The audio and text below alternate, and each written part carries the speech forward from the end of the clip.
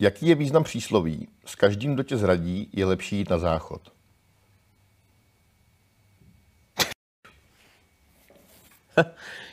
Takže kdo mě zradí, jistím na záchod. Co na tom záchodě s ním budu dělat? Do oktagonu. Budu se chovat jak Samir asi. Ten se chová teďkom v Clashi, jak kdyby byl UFC. Jo, je to Samir. Tak to prožívá, jak kdyby šel s McGregorem. Ale mě to baví na jeho show. Ale dobrý, já to chápu, je to show, já to chápu všechno, ale představ si mě, kdyby takovou velkou show a takovou velkou bublinu dělal já s Masgreenem, ty vole. Když vím, že ho tam přejedu jak nic. Ano. Tak v životě bych to takhle neudělal a dá se to udělat jinak. Vyspal by se za milion s chlapem? Za milion ne. Dnešní do... Milion euro? Hele, třeba. Milion euro? To je kolik na český? To je 25 milionů 100 tisíc. Udělal bys to? Za 25 milionů 100 tisíc. Určitě vás zajímá, kde se HHCast natáčí. A je to právě tady, v sídle našeho sponzora. Tady máme střižnu, tady máme kamery, tady máme mikrofony, tady máme repráky, tady máme prodejnu, tady máme trička, který si můžeš koupit nebo je můžeš vyhrát. Máme tady studio, máme tady všechno. Repráky hýr, kazeťák hýr, rozumíš? A protože jsem až moc hodnej, tak tu web a tu sleva. A já se na vás těším na Hero Hero, anebo o týden později na YouTube.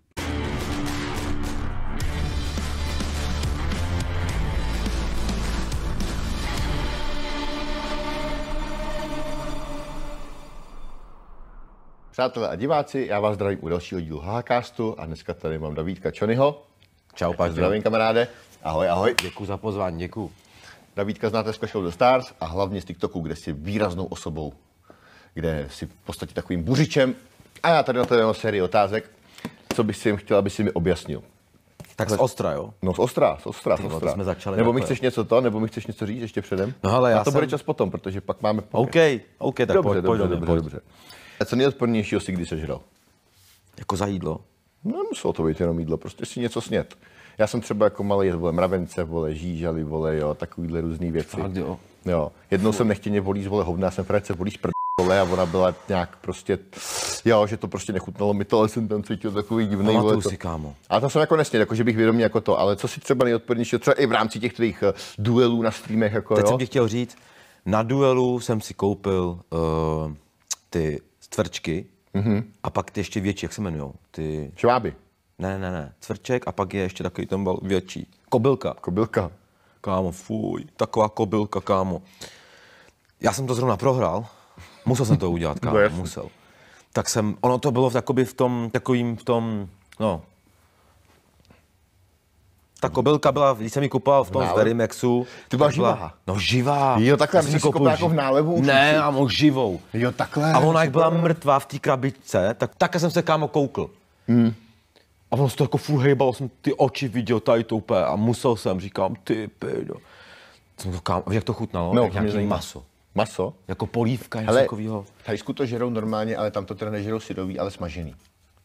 Třeba to může být takhle jako dobrý. Jo, no to je dobrý, ale musí se bílkoviny v tom jsou strašný, jo. No takže budeme jíst kobylky. No a ještě víc, co se mi stalo. No. To jsem nesežral, ale lízl jsem si. Co to bylo?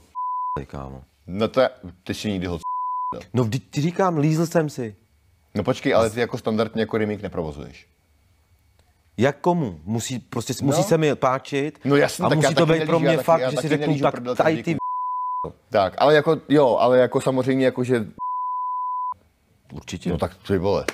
Určitě. Hele, jdeš to takhle od zhora. No jasný. Jak ho máš velkýho? Stačí jako údech. Já ti nebudu lhát. Ne. Chceš to? No tak si kav. Ukáž. Chceš to vědět? Ne.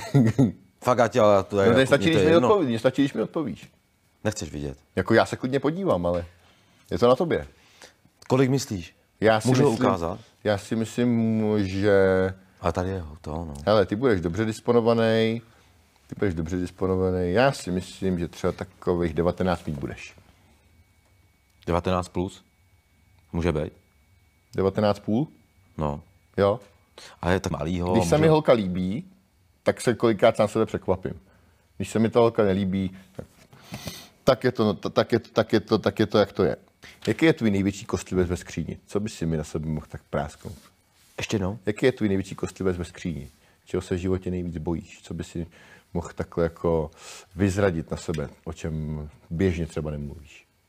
Ty vole, to hodně, kámo. Něco takového pikantního, extra. Takovou otázku mi ještě nikdy nikdo nedal. No, protože tady se neptal na normální věci. Ty jo, tak... Kámo, dej mi 50 sekund. Je něco, co tě pronásleduje takhle jako z minulosti? Nějaká věc, o které třeba už můžeš mluvit? Hele jo, teď se vytáhla věc, když jsem byl superstar. Je to strašně dlouho. Ty jsi byl superstar? Jo. Tak kolika ty? Dostal jsem se do 20 nejlepších. Ne, jako v kolika ty, to nebyl... Ročník. No. 2015, 16. Hustý. A bylo přihlášených třeba 10 000 lidí a jsem se dostal mezi 20 nejvíc, jako nejlepších. Ale to mi bylo třeba 17, 18 let. Tam byla se mnou ta Dalibor Slepčík, ty dva sourozenci tam byli. No. Segra a brácha. A to mě teď pronásledovalo nějakým způsobem, že si říkám, ty, a se celý TikTok toho, kámo, ale oni to vydali až teď. Já to nechápu, kde to bylo celou dobu, asi na Voju. No a co jsem ti chtěl říct? No a oni tam dali výstřižek, ten poslední, kdy jsem podstoupil v tom divadle, kdy já byl na záchodě a přijde tam Habera a říká mi, hele, ty seš v pohodě, ty jdeš do semifinále, ty buď úplně v klidu. A oni lidi vůbec neví, to se natáčí 3 dny v kuse, ty nespíš, kámo, máš třeba 2 hodinky čas na probuzenou a tohleto. A on mi takovýho broukara do hlavy, že já jsem celou dobu byl v klidu. Já jsem se s ním potkal na záchodě. A on mi říká, hele, buď v klidu, Habera, tohleto, seš super, postupuješ, naspíváš to tam a jedeš. Volá, máme všechno v pohodě. Dali písničku od Adele, Some Like You. A já jsem tam nepokazal, jsem zaspíval všechno dobře, akorát prostě no, nějakým způsobem prostě se jim to nelíbilo. A v ten den v divadle jsem prostě nepostoupil. A řekl mi, že jsem tam dejchal, jak kdyby byl v nějakým v tom Star Wars, prej. Něco takového no, něco takového mi tam řekli. No a celý TikTok, kámo, toho bylo, mě to sralo strašně, že psali tam, no, teďkom v Clashi zabiják, tady byl za ženu a taký hovadiny strašný. Bylo ti 17. Co chceš? No. Dostal jsi se do semifinále kam? No 20 dny, mě chybilo ještě jedno kolo a byl v semifinále v živém přenosu. Z 10 000, není to úspěch? Je, já si myslím, a lidi to nechápou. Já si myslím, že určitě lidi to nepochopí. Ale v finále, Páťo, je toho hodně, ale sám víš, ty soukromí věci nepatří jako ven. Jakoby úplně ty seriózní jakoby věci, které ti fakt na tom záleží a nechceš, tak prostě nedáš ty ven věci a pokud se někdo něco dozví, tak je to na hovno. Ale tak jako co už, no. Co už, to už pak s tím nic neuděláš. A přesně proto se tě rovnou zeptám, jestli jsi měl někdy v posteli holku a proč zrovna Sugar Danny? Sugar Danny, s ní spal Snakes, já ne.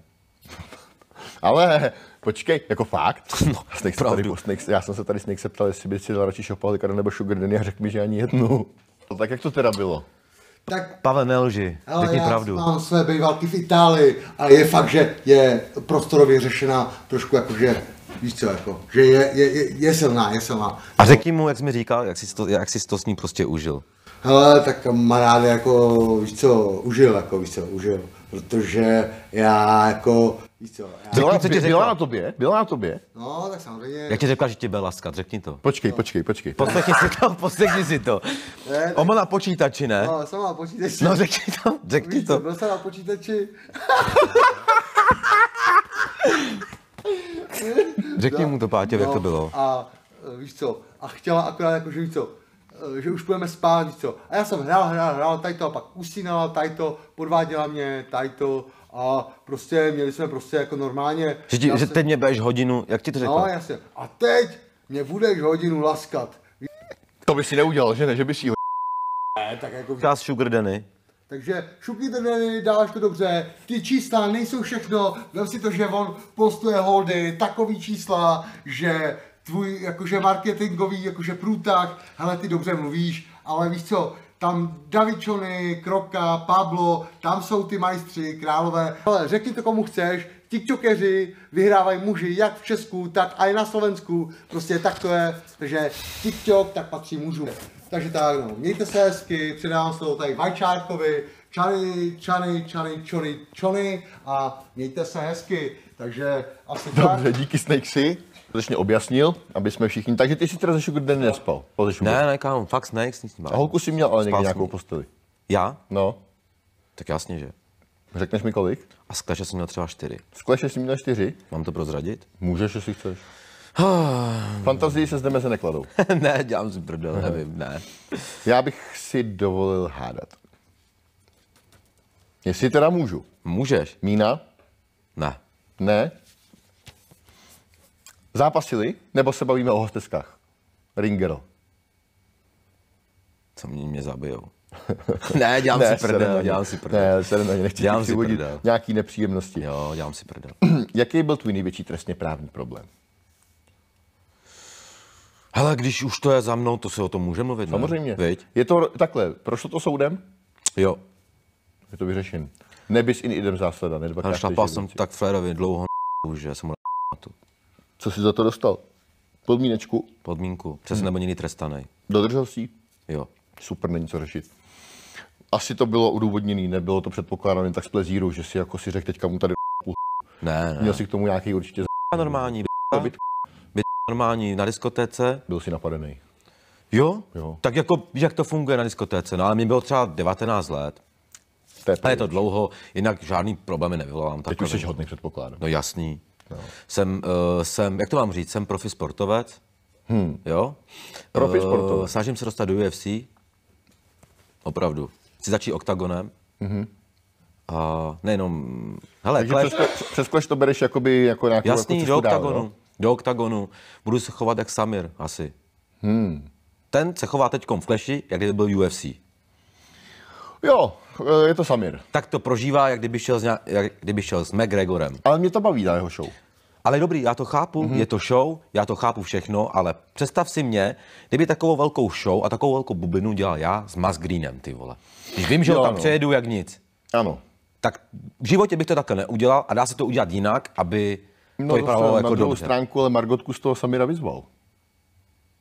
Nebo Fidorkus, nebo já mu říkám Margotku. Ale tam už to takhle jakoby, proč mluvím o Samirovi, protože Samira chci, ne do postele, ty geji, ale do zápasu.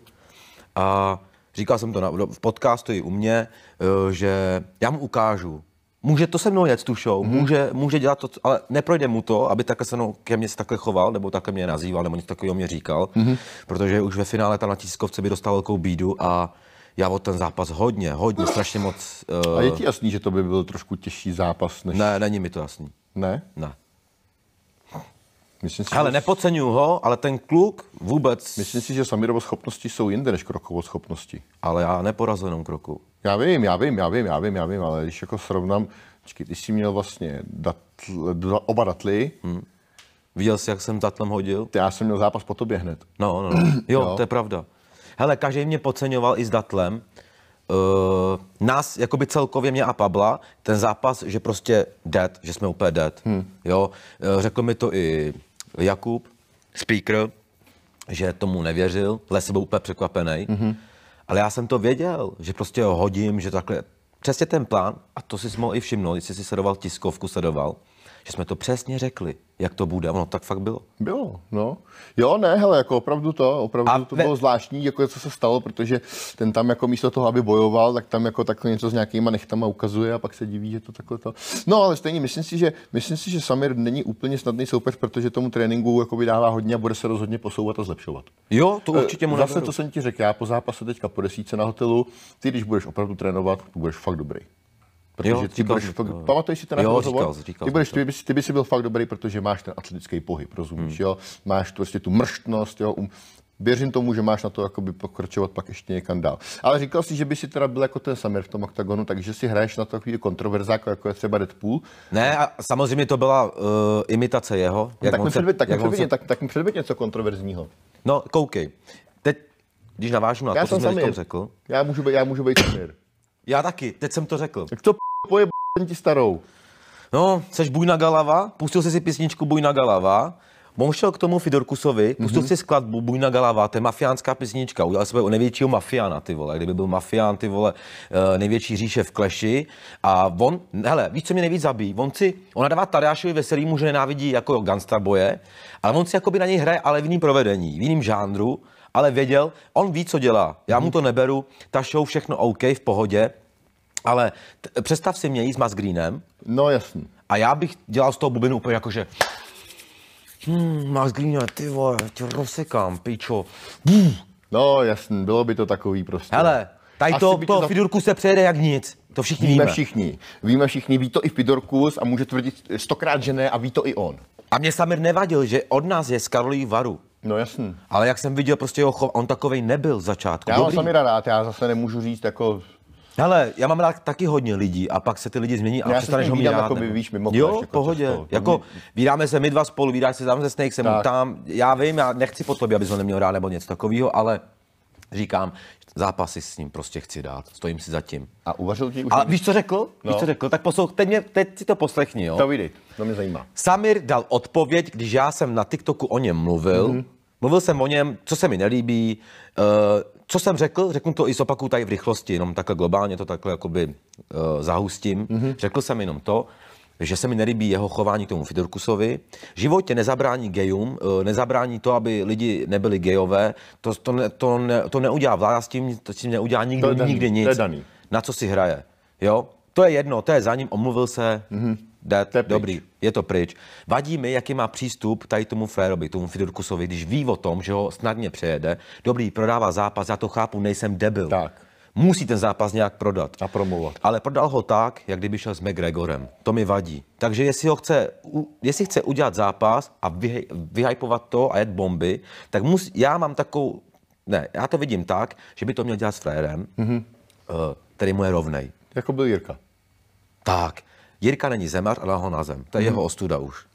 Jeho disciplíně ho dal na zem. Ale to je jedno. Koukej třeba ty, šel jsi třeba s Babou Jagou. U mě máš velký respekt, kámo. Tam vydržel tak, ty vole, já jsem byl z toho v prdeli. Randis.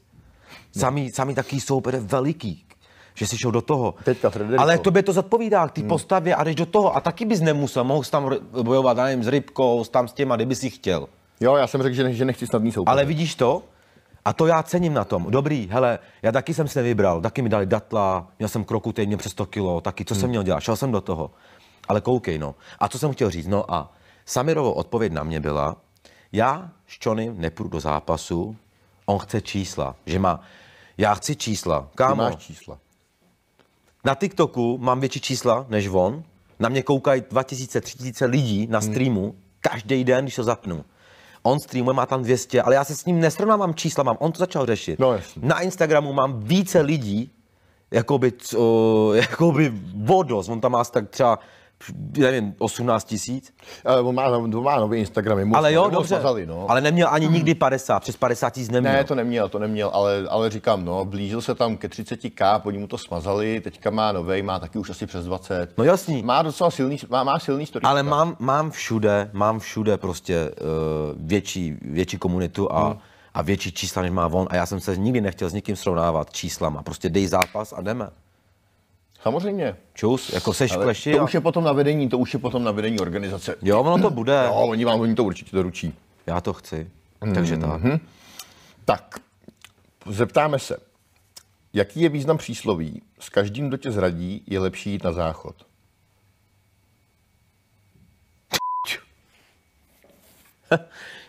Takže kdo mě zradí, jít na záchod. Co na tom záchodě s ním budu dělat, když mě zradil? Ho tam zabiju, ty vole. Aha. A znáš jedno přísloví tohleto? Řekni mi, že mě máš rád. Já tě mám rád. Mám tě taky rád, bráško, ale pokud tě má rád Bůh, ať si tě vezme. To je hustý. A to je dost morbidní. Víš, od koho to mám? Ne. Od Aliho. Od Aliho? Jo, tak na toho by mi to přesně sedělo. Hele, s Ali jsem mluvil pár dní zpátky po telefonu. Jinak zdravím tě, kámo. Taky zdravím Aliho a říkal mi zrovna, jak se trápí, protože Ali schazuje. Schazuje do toho leváka Boba z těch Simpsonů, nebo co to je. Viděl jsi to? Viděl, ty vole. Hele, mě zajímá, není to kauza, je to věc, kterou jsi prožil, proto jsi byl ve vězení. Ano. Mě zajímá, já jsem slyšel, ty vymahačky jsi dělal, a co jsi udělal nejhoršího prostě v tu dobu, kdy jsi dělal ty vymáhací věci. Mezitím, co jsi udělal nejhoršího, jako na co doteďka vzpomínáš, kámo? No.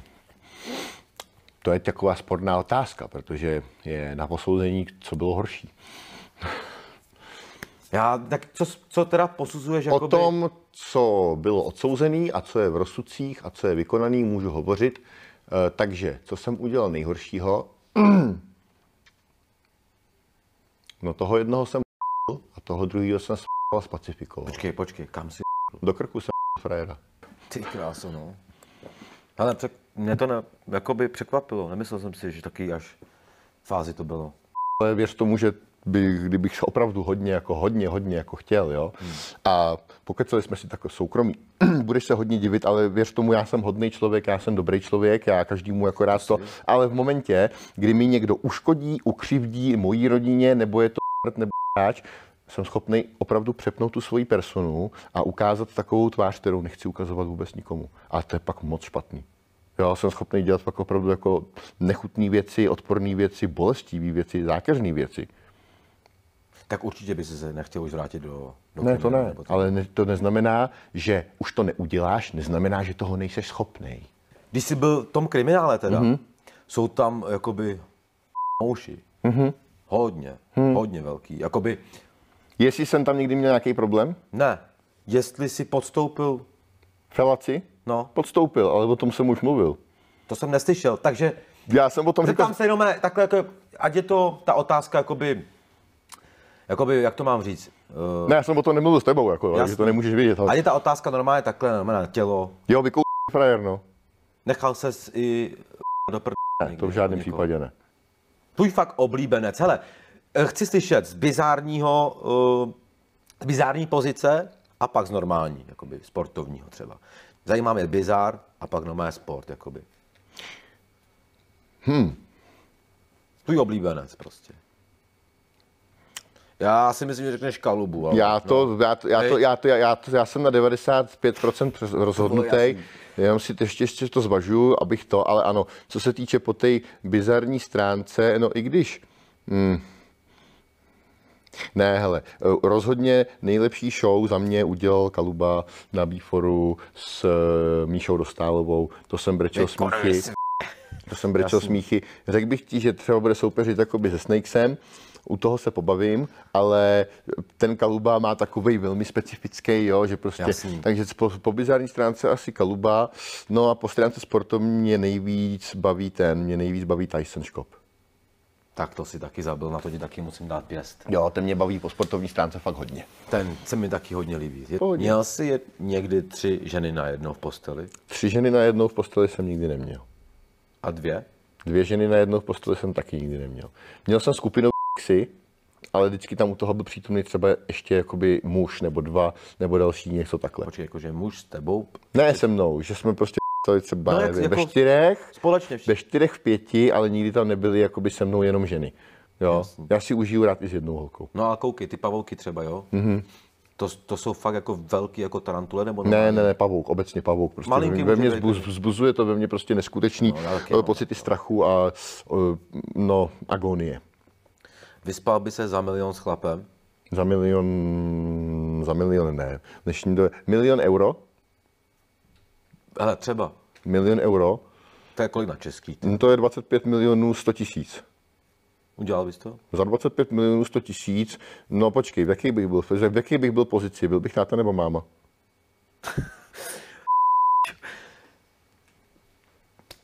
Taky jakože ti na tom záleží. Takhle, záleží. Záleželo by ti na tom Určitě. Tak třeba bys byl máma, no. Ne. Musel bys být táta. Ano, v tom případě mu to, vole, bude hovný týden, vole, z něj budou padat experty. Takže 25 táců na stůl. Ne táců, za 1 000 000 euro. No 25 táců? Milionů. 25 000 euro. Ne, 1 000 000 euro. 25 milionů euro. Ne, 1 000 000 euro. To je 25 100 000 korun. Takže já ti děkuju za dnešní účast. Jsem rád, že jsi přišel. Doufám, že jsem se dotknul citlivých témat, takže jsi se pěkně bavil. Doufám, že i vy jste se bavili a uvidíme se u příštího dílu. Díky. Čau.